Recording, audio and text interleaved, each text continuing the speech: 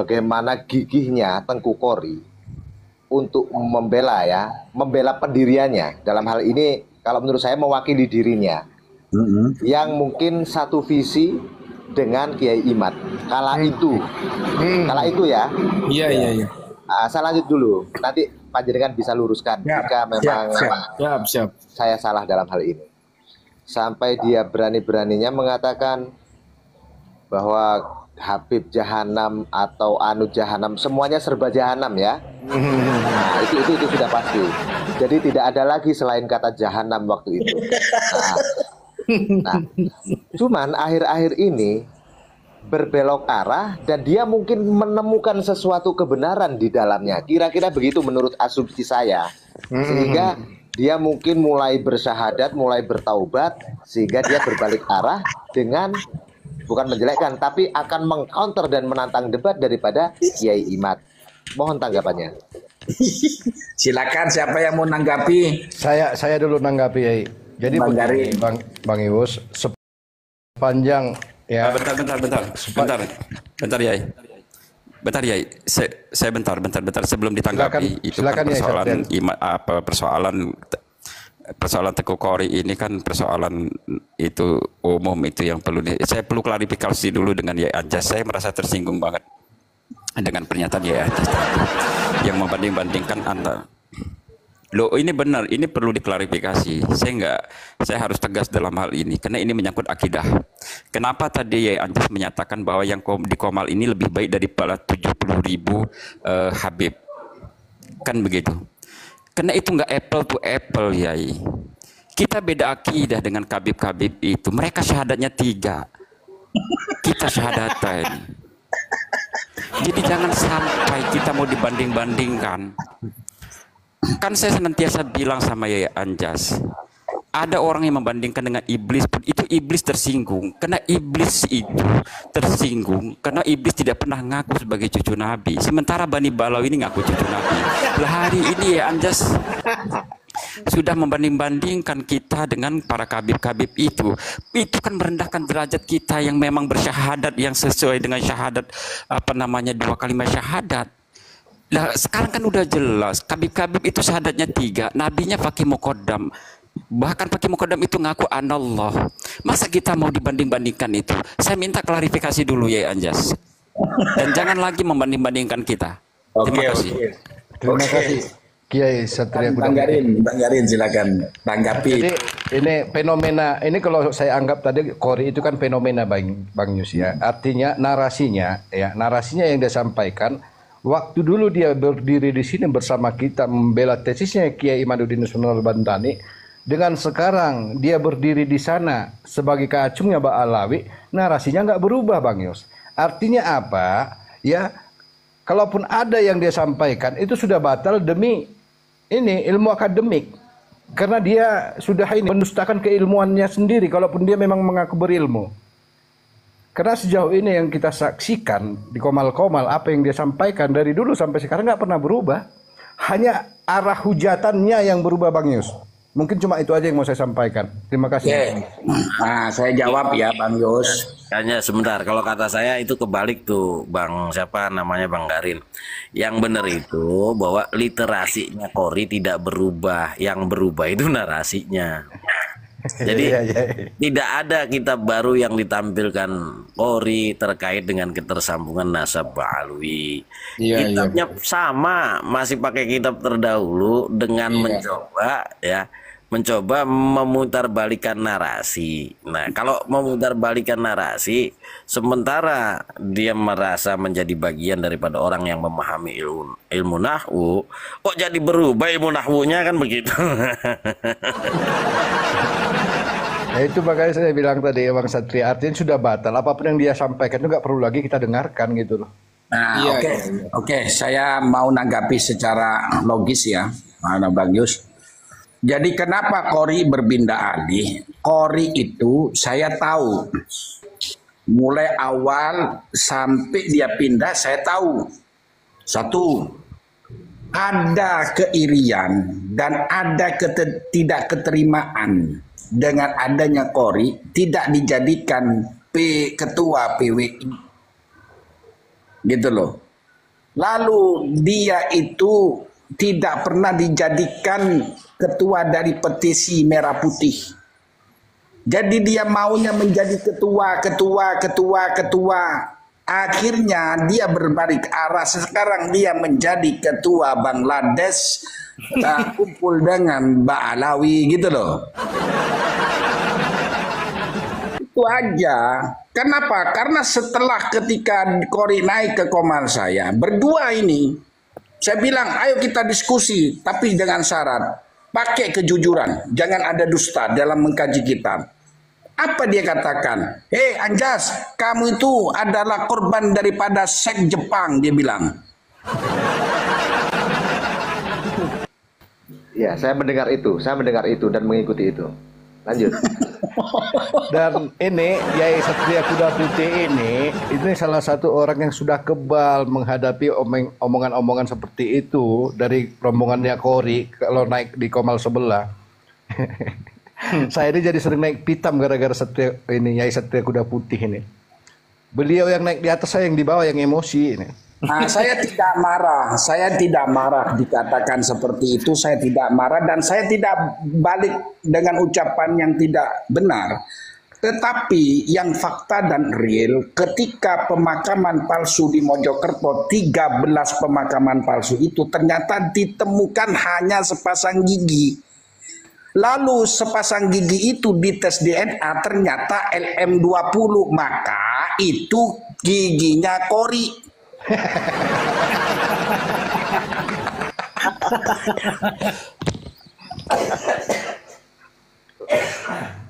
Ambiar.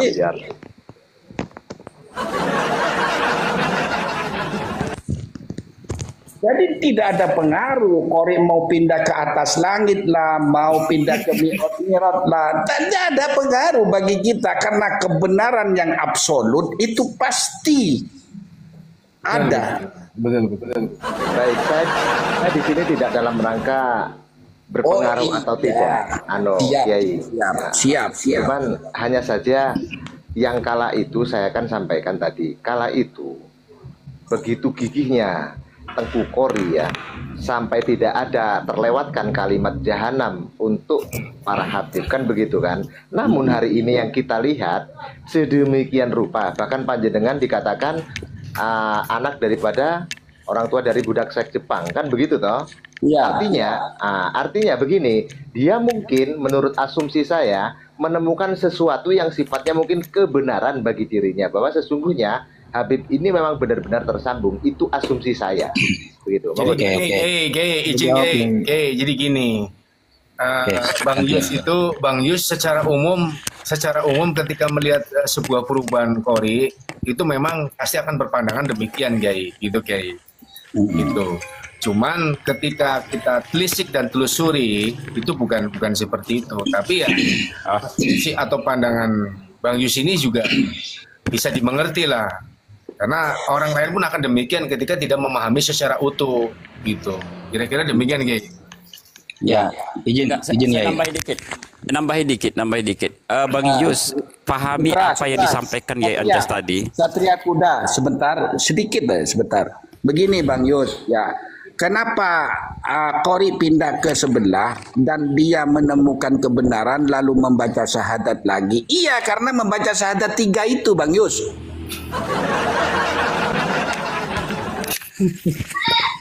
Ya, Bang Yus, saya nambahin dikit aja. Apa yang disampaikan Yai Anjas tadi.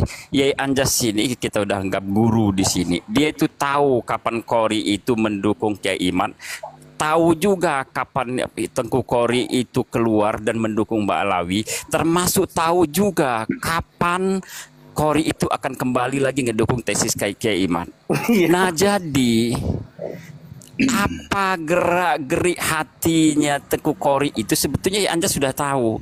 Nah, jadi nggak usah tanyakan tentang siapa Tengku Kori, kenapa sikapnya Tengku Kori itu dengan room ini, karena ya Anda lebih tahu tentang Kori. Harap dipahami itu. Oke. Jadi begini Bang Yus, mengenai Tengku Kori, saya dulu itu kan boleh dikatakan asistennya lah. Setiap kali dia itu naik ke room itu saya selalu berusaha untuk hadir di sana kan. Tetapi ketika dia berpaling seperti membalikkan telapak tangan, itu saya sempat kecewa dan sempat pesimis dengan adanya protesis ini. Nah, tetapi saya itu berpikir begini, Bang Yus. Saya itu berpikir begini. Kalau ini kebenaran, jangankan seorang Qori, Kiai Imaduddin saja seandainya mau membatalkan kajian beliau, rasanya mustahil deh. Kenapa? Karena apa yang beliau sampaikan itu memang betul-betul fakta dan sudah dikaji oleh para ilmuwan, para dokter, para profesor dan dosen-dosen. Nah, di situ ada timbul terbangun lagi pesimistis saya, gitu Bang Yus. Optimisme ya terbangun Bang Ari. Optimisme maksudnya. Oke.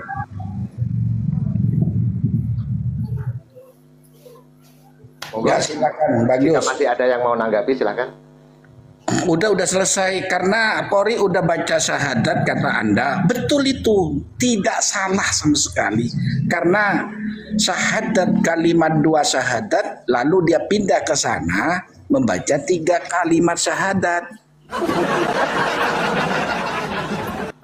Wangel. Iya.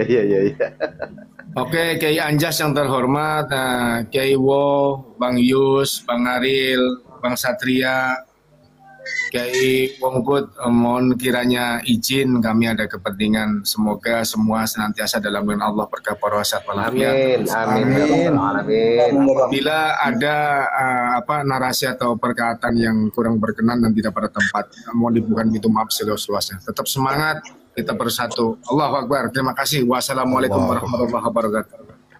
Ya, mohon maaf ya Jas ya. Jadi gini, Bang Yus paham ya tentang sebuah karya ilmiah yang ditulis dengan menggunakan metodologi penelitian. Iya Bang Yus, paham ya? Paham. Oke. Nah, apa yang dimaksudkan Bang Yus, pertanyaan Bang Yus tadi itu kan menurut Gus Arya yang konon katanya si Yanto bahwa tesis Kiai Imad ini merupakan tesis abal-abal, kan begitu? Nah, padahal kan kita tahu bahwa tesis Kiai Imad ini, kajian ilmiah Kiai Imad ini merupakan sebuah karya tulis. Bukan si maha benar, tapi karya tulis yang spektakuler yang diawali dengan melakukan penelitian. Bukan hanya dalam kurun waktu 1 tahun, kan gitu. Tapi sampai 2-3 tahun. Baik itu kajian pustaka maupun kajian lapangan. Kan gitu. Dan itu menggunakan metodologi penelitian. Kita tahu bahwa Kiai Imad itu memang sarjana pasca sarjananya, ya kan? Nah, jadi pada saat si Yanto tadi mengatakan bahwa tesisnya Kiai Imad itu merupakan tesis abal-abal, karena memang rata-rata yang mengatakan tesis Kiai Imad abal-abal adalah seseorang atau tokoh-tokoh yang notabene mereka tidak mengenyam pendidikan tinggi, yang pernah belajar metodologi penelitian yang 6 SKS itu. Lah, kalau Bang Yus memang paham tentang metodologi penelitian, kan kita di perguruan tinggi sudah sering ya, dan itu materinya itu 6 SKS itu. Kalau dibagi 1-2 SKS itu 1 semester berarti 3 semester itu. Khusus untuk hal metodologi penelitian, sebuah kajian ilmiah. Maka kenapa kalau di tingkat strata 1 itu kita diminta untuk buat skripsi, di tingkat pasca sarjana itu kita membuat tesis, dan di tingkat program doktoral itu kita membuat disertasi, itu kan diawali dengan sebuah metodologi penelitian nama mata kuliahnya. Kan begitu. Nah, jadi sekali lagi saya tegaskan, pada saat si Yanto tadi mengatakan atau Gus Arya tadi mengatakan bahwa tesis Kiai Imad itu merupakan tesis abal-abal karena ketidakmampuan otaknya Gus Arya itu dalam menjangkau sebuah karya tulis ilmiah. Sebetulnya cuma di situ, Bang Yus. Monggo. Begini.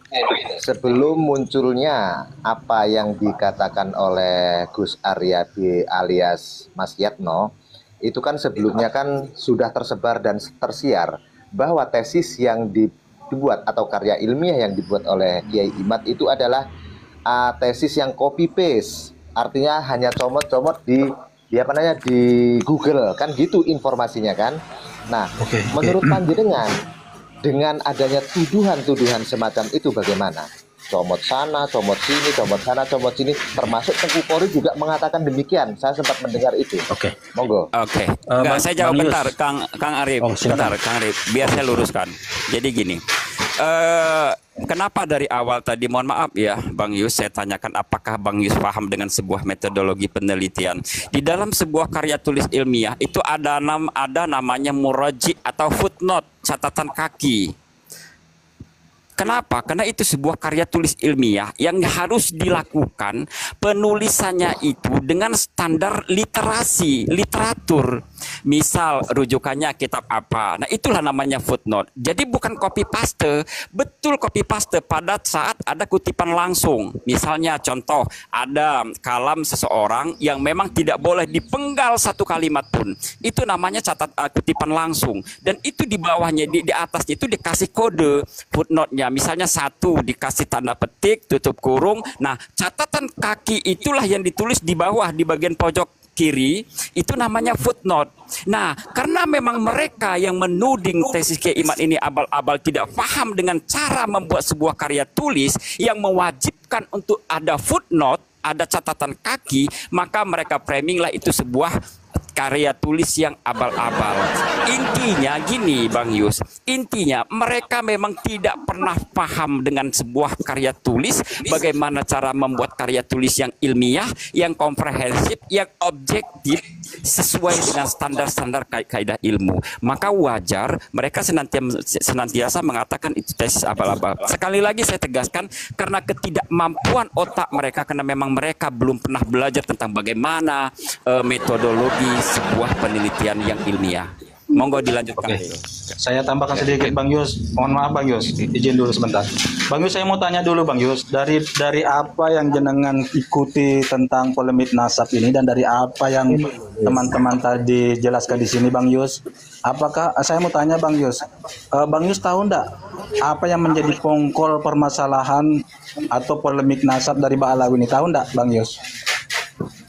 Setahu saya, setahu saya, kala itu di sana ada sebuah isi ceramah beberapa habib mungkin ya, terus ada apa namanya Muhibbin juga yang mengatakan 70 kiai ya, salah satu itu salah satunya adalah di dalam darah aneh mengalir darah Nabi. Nah, kira-kira menurut yang saya tahu itu.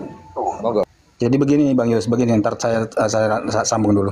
Begini Bang Yus, mungkin Anda belum terlalu paham apa yang menjadi pongkol permasalahan tentang polemik nasab Ba'alawi ini. Waduh, berisik lagi. Jadi begini Bang Yus. Boleh. Jadi begini Bang Yus, pongkol permasalahan nasab Ba'alawi ini adalah sosok yang bernama Ubaidillah yang merupakan cikal bakal atau pongkol nasab daripada Ba'alawi atau para habaib ini. Nah, menurut sejarah setelah diteliti, yang namanya Ubaidillah ini yang katanya kan lahir abad keempat tuh. Sampai abad ke-9 ini orangnya tidak ada. Adanya timbul di abad ke-9. Itu pun dicatat oleh salah seorang habib yang bernama Ali As-Sakron, dan satu-satunya kitab yang menyebutkan itu adalah kitab Al-Burqatul Musikah. Nah, itulah yang menjadi permasalahannya. Itulah pongkol permasalahannya. Yang lain tidak berbicara. Jadi itu Bang Yus. Ya, biar nggak dubbing. Kalau yang nggak berbicara. Jadi itu Bang Yus perlu dipahami Bang Yus. Jadi dia mengatakan bahwa Ubaidillah itu anaknya Ahmad bin Isa. Kalau Ahmad bin Isa kan sudah dipastikan tuh. Tidak ada perbedaan, tidak ada pertentangan bahwa Ahmad bin Isa itu adalah keturunan atau zuriyah daripada Rasulullah. Tetapi Ubaidillah ini yang merupakan pongkol nasabnya para habaib tidak terkonfirmasi. Hanya pencantoran saja yang katanya lahir abad keempat, tetapi tidak ada yang menyebutkan Ubaidillah itu. Adanya dalam kitab internalnya para Ba'alawi. Pernah mendengar demikian Bang Yus? Monggo. Alhamdulillah saya sudah memahami dan sudah mendengar hal itu ya. Mohon maaf jika saya lengkapi Kang, bukan hanya izin Ya, setengah menit aja. Ubed atau Bang Ubaidillah Hendra, izin atau yang diakui sebagai setengah Abdul. menit. Sebentar Kang, sebentar. Ya, itu Iya, sebagai putra Said Ahmad yang tidak terkonfirmasi, tetapi ya hijrahnya Said Ahmad bin Isa dari Basrah ke Hadramaut pun tidak terkonfirmasi. Lanjut, yang ini izin setengah menit ya. Saya ingin menanggapi apa yang disampaikan oleh Gus Arya dan Bang Kori. Semua anggapan Gus Arya dan Bang Kori sudah dibantah oleh Bang Kori sendiri dengan mengakui bahwa apa yang disampaikan oleh Kiai Imad itu sebuah tesis. Buktinya apa? Bang Kori akan membuat antitesis. Jadi selesai polemik tentang apakah itu tesis atau bukan tesis. Oke? Baik. Baik. Saya menjawab Mas Aril barusan ya. Kalau saya ditanya sejak kapan saya mengikuti polemik nasab ini, mohon maaf, saya 3 tahunan. Dari mulai masuknya saya di roomnya Ustadz Zaini, terus Kang Kiai, itu saya artinya itu sudah mengikuti ya. Di sana ada Habib Apentador, di sana ada Bang Jamil dan lain-lain lah ya, semuanya itu saya mengikuti. Cuman posisi saya tuh masih tetap berdiri di tengah sampai hari ini. Saya tidak berpihak kepada siapapun. Cuman saya pertegas lagi, saya protesis. Sampai hari ini saya protesis. Karena apa? Masih belum ada yang bisa menjawab. Itu menurut pengertian saya. Makanya di Komal ini saya akan mempertanyakan apa-apa yang beredar di luar. Saya selalu ngikutin kok, walaupun saya nggak naik. Nggak naiknya saya itu saya tahu diri. Ketika di Komal itu ramai berbicara masalah kitab, dan saya bukan orang yang bisa membaca kitab, maka saya hanya di bawah. Tidak berkomentar, tidak menulis komentar, tapi hanya mengikuti saja. Karena saya nun sewu, saya tahu diri. Tapi berhubung hari ini saya itu dinaikin, saya akan berbicara secara umum yang saya ketahui. Salah satunya adalah hal-hal yang pernah saya lihat, pernah saya dengar. Terima kasih sudah mampu menjawab pertanyaan saya. Mungkin netizen juga akan bisa memahami apa yang menjadi jawaban panjenengan semuanya. Terima kasih. Oke, Bang Yus. Jadi sampean, apakah sampean sudah pernah mendengar tentang ketersambungan nasab Ubaidillah yang bisa membuat Anda masih ragu-ragu begitu? Kalau saya sih gini Bang Yus, secara ilmiah, secara logis ya, orang yang lahir abad ketiga tetapi tidak ada catatan sejarahnya, tidak ada karyanya, tidak dikenal sampai pada abad ke-9, tidak tahu sosoknya apa dan bagaimana, itu rasanya mustahil kalau dikatakan sebagai zuriya Rasulullah. Yang kemudian anak cucu keturunannya itu katanya masyhur begitu. Nah, kira-kira Bang Yus sudah pernah tidak mendengar ada bantahan daripada keberadaan Ubaidillah ini? Monggo Bang Yus. Sampai detik ini, pertanyaan saya juga itu berpikir secara rasional, berpikir secara logika, bagaimana mungkin 500 tahun orang terdahulu bisa diakui oleh setelahnya? Itu bagaimana ceritanya? Lah itu pertanyaan saya, Mas. Pertanyaan saya.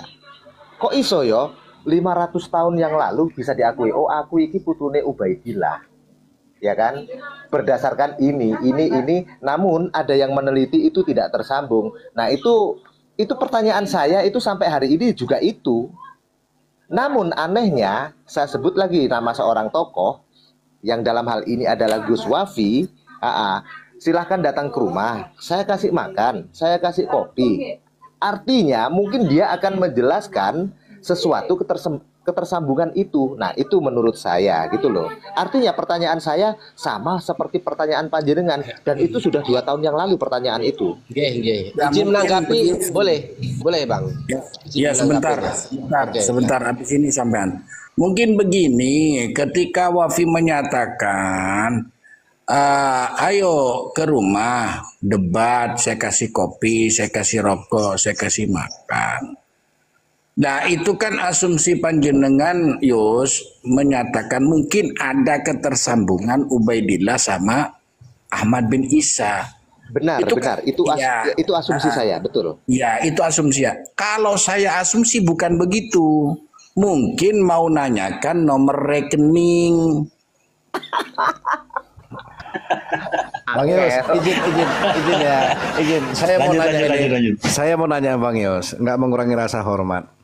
Apa sebenarnya yang ada di dalam alam bawah sadar Bang Yus ya untuk mendukung tesis Kiai Madudin Sunan Al-Bantani? Apa yang ingin Bang Yus ketahui sehingga abang mendukung tesisnya Kiai Madudin walaupun abang saat ini masih berdiri di tengah-tengah itu?